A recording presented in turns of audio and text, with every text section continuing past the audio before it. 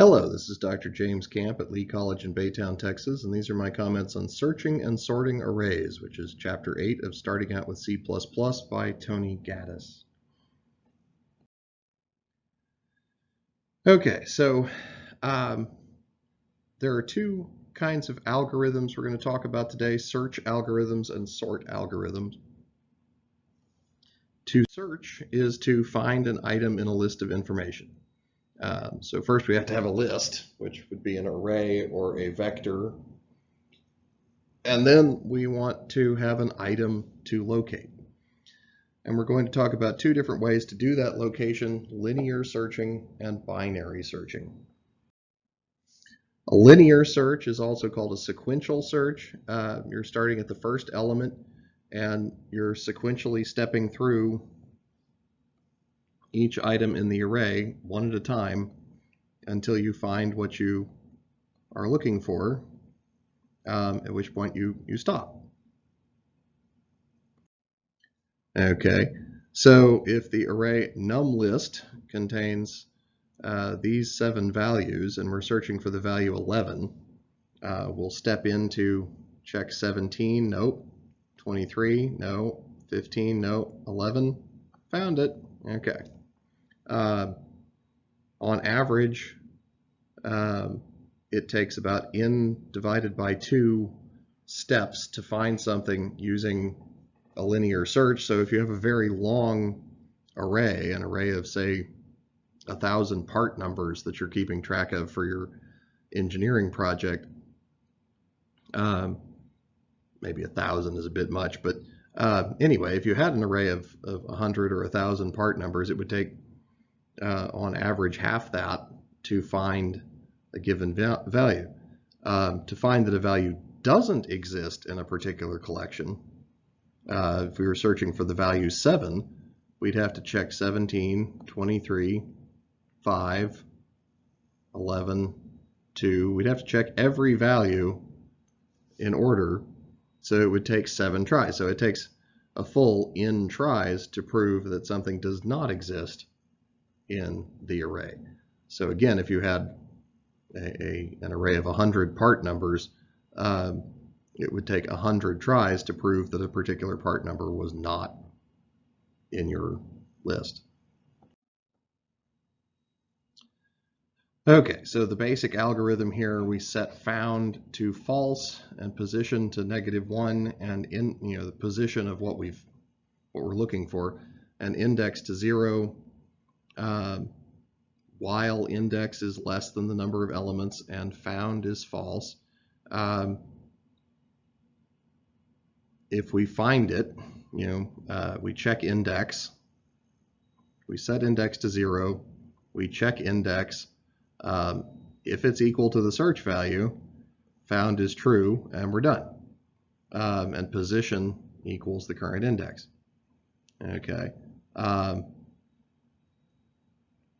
If not, then we're going to add 1 to the index and try again.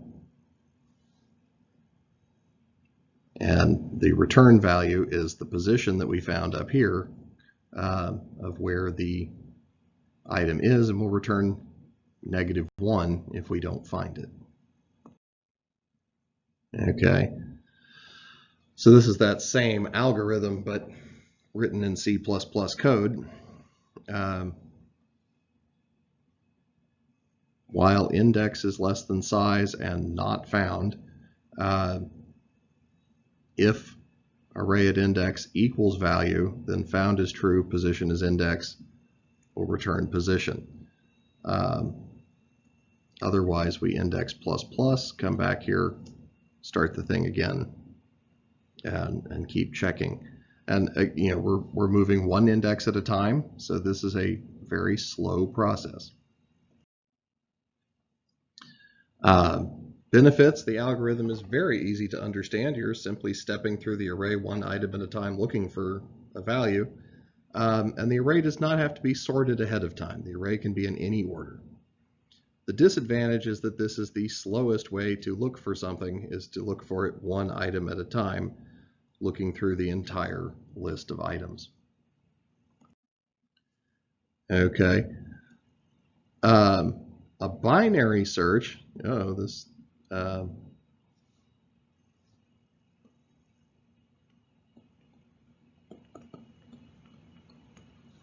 slide's mistitled. A binary search requires the elements to be in order. So if you have 5 items and you have them 1, 3, 5, 7, 9, you can imagine it's now very easy to find out if an item is in here, because you can start by checking the middle element. And this is very much like a child's algorithm for doing a guessing game. I'm thinking of a number between 1 and 10.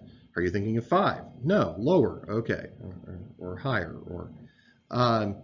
So I check the middle element. If I'm looking for a number less than 5, I go this way. If I'm looking for a number greater than 5, I go that way. Each time I divide the list in half, and so the search is much more efficient.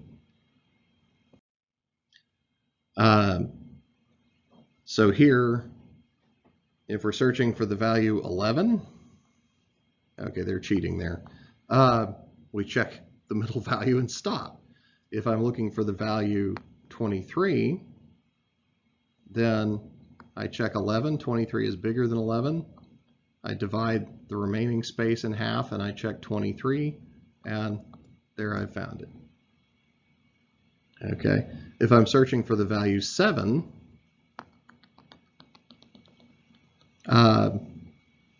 I come in at 11. 7 is less than 11, so I divide this space up in half. 3 is 3 is less than 7, so I bounce back this way. 5 is not 7, and there are no more unchecked spaces greater than 5. 5 is less than 7. There are no more unchecked spaces greater than 5, so I happen to know that 7 is not in my array. So we set first to 0. We set last to the last subscript in the array. We set found to false. We set, again, position to -1, so that we have a report value for a negative, for a not found. Okay, so while found is not true and first is less than or equal to last, okay, while we have some space to search. Okay, so again, if we look at our list of items,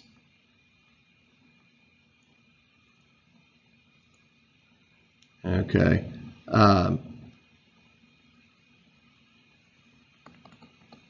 first, last, okay, set middle to the subscript halfway between first and last. So if it's an even numbered array like this, we just have to arbitrarily pick one, either round up or round down. So we'll choose to round down in this case. Set middle to the subscript halfway between. Okay, if array at middle equals the desired value, found is true, position is middle, return position. Okay, if not, if this is greater than, then we chop the array here, and this becomes the new last, and we repeat the whole algorithm. And this becomes the new middle, and we repeat the whole algorithm with this smaller array. Okay, if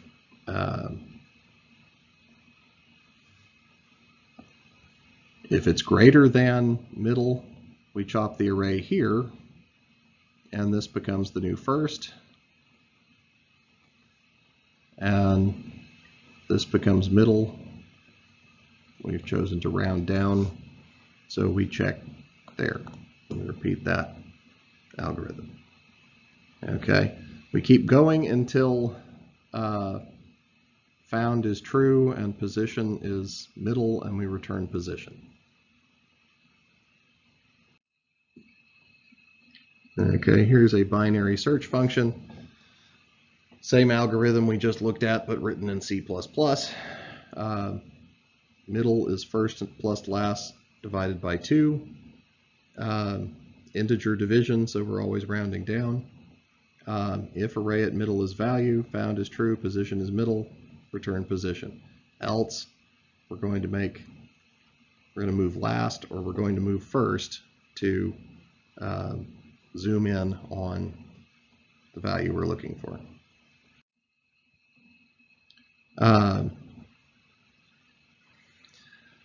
Binary search trade-offs. This is much more efficient than a linear search. For an array of n elements, it performs at most log 2 of n comparisons. So for the small numbers of elements we've been looking at right now, that doesn't seem like much of an improvement. But again, if we were looking at 100 elements in our list, looking for them, log 2 of that is, something like at most 12 or at most 20, something like that, comparisons.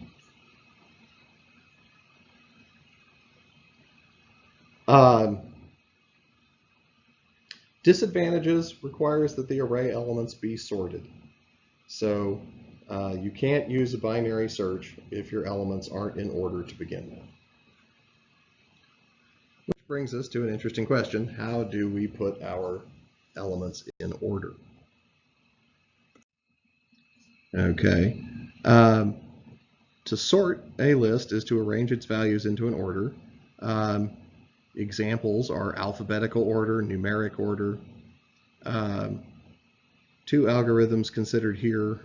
We're going to compare the bubble sort, which is widely known as one of the most inefficient ways of sorting a list possible, and the selection sort, which is a order of improvement on the bubble sort, but still not the most efficient sort that's ever been created.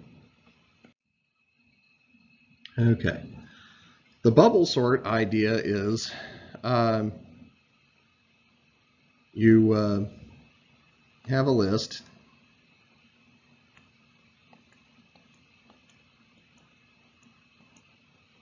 Three, 1, 7, 6, 2, 5, 9. Okay. You compare the first 2 elements. If they are out of order, you exchange to put them in order. Then you move down, and you move your pointer down 1, and you look at the next 2 elements. Are they out of order? No, they're in order. Okay. Move our pointer down 1. Look at these 2. Are they out of order? Yes. So we exchange 7 and 6. Okay. Then we move down 1. 7 and 2 are out of order.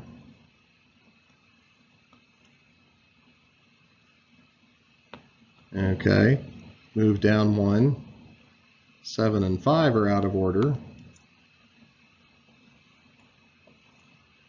Okay. This is called a bubble sort because each item that is out of order, the 7 for example, bubbled its way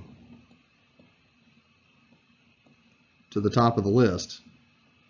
Okay. And we would then have to go back through another pass on the list. Okay. Compare again. That one, those are in order. That one, those are in order. That one, okay, now 6 and 2, 6 is going to bubble its way. Check this pair. 6 and 5 are out of order. So 6 bubbles its way to the appropriate position in the list. Now we come through another time. Check 1 and 3. Okay. Check 3 and 2. Got to switch those. keep checking until we're correct.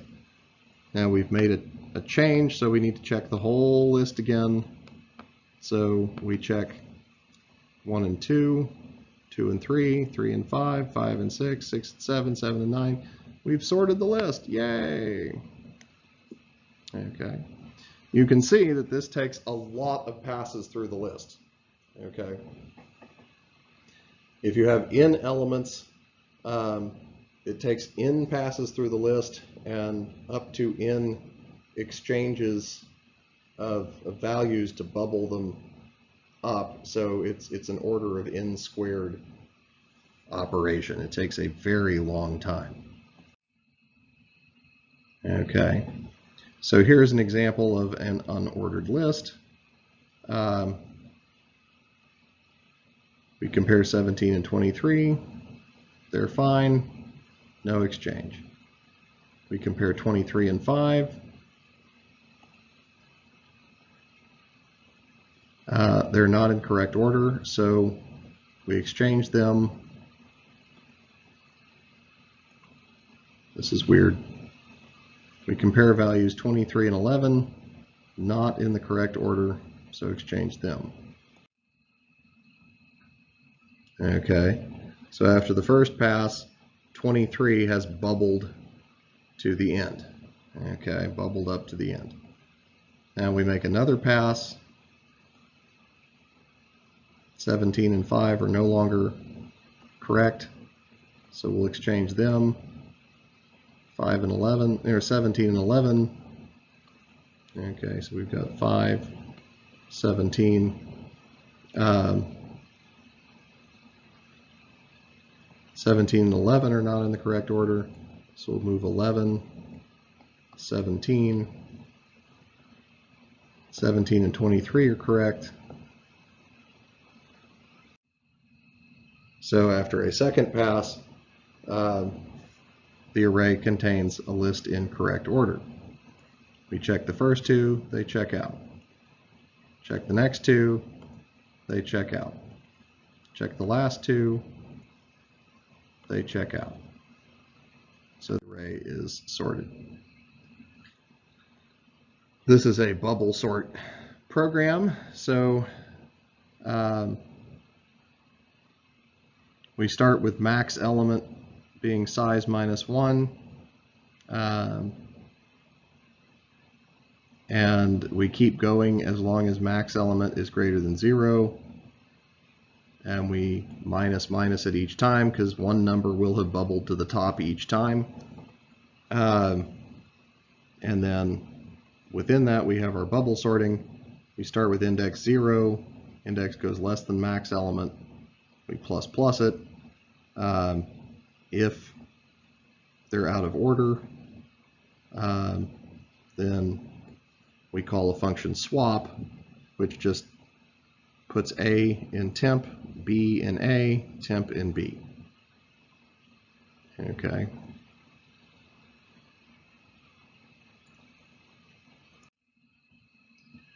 It's easy to understand. It's easy to implement. You saw the code there was pretty simple to understand. The disadvantage is that this is really, really slow for big arrays. If we were trying to sort that array of 100 part numbers that we were working on for an engineering project, this would take something like 10,000 processing steps to go through. The selection sort is a different sorting algorithm that is much more efficient, but a little more difficult to program.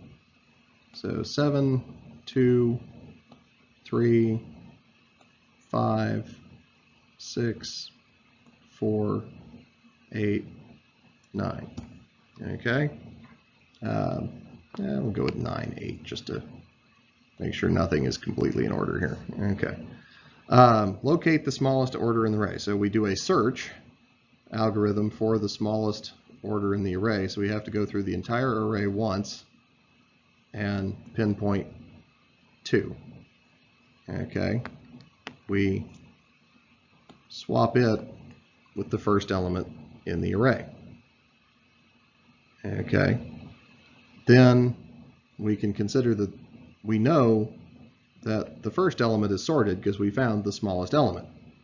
So the next time we're going to ignore the first element and search through here, and we find that the smallest element is 3. So we're going to swap it with the element at the first location. Okay, so now we know that this element is sorted. So now we're going to go through this much of the array, find the smallest element, swap 4 and 7.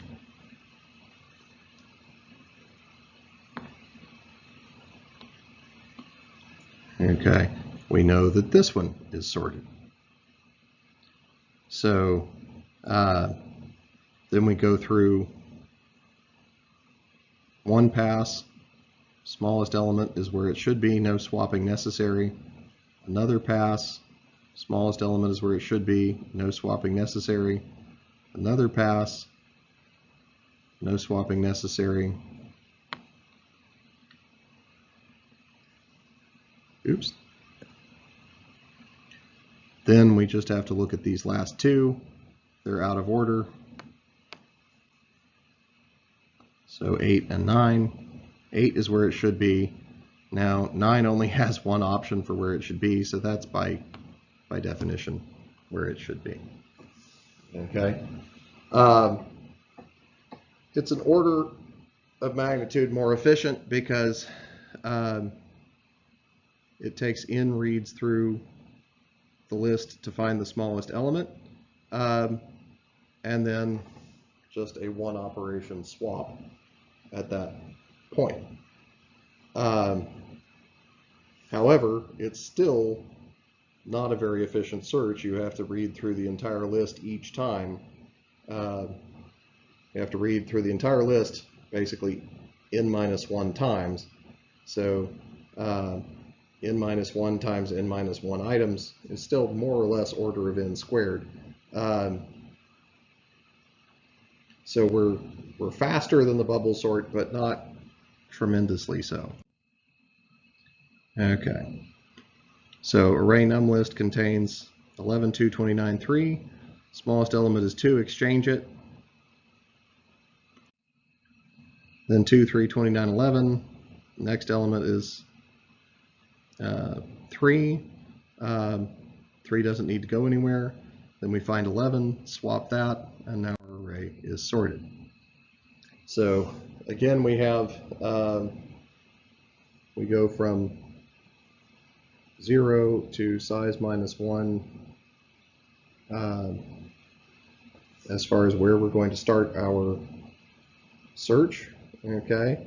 And then the index of the smallest item goes from start plus 1 to size.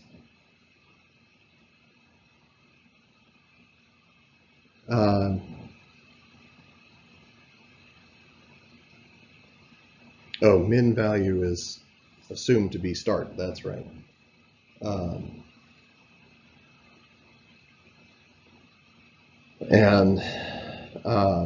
We keep track of the index of the min value, and then we call our swap function to swap min index and start. Okay, it's more efficient than bubble sort because there are fewer exchanges. It may not be as easy to understand. I don't really see that. I think it's about equally easy to understand that you're finding the smallest value and you're putting it in the first position. Maybe a little more difficult to understand the algorithm is a little bit more complicated.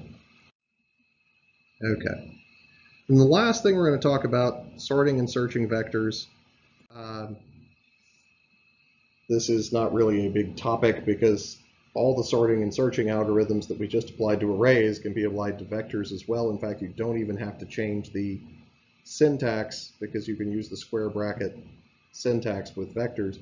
The thing you will have to change is that when you pass a vector in, instead of passing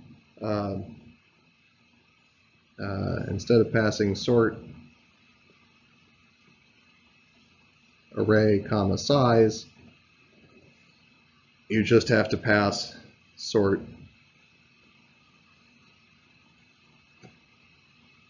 vector ampersand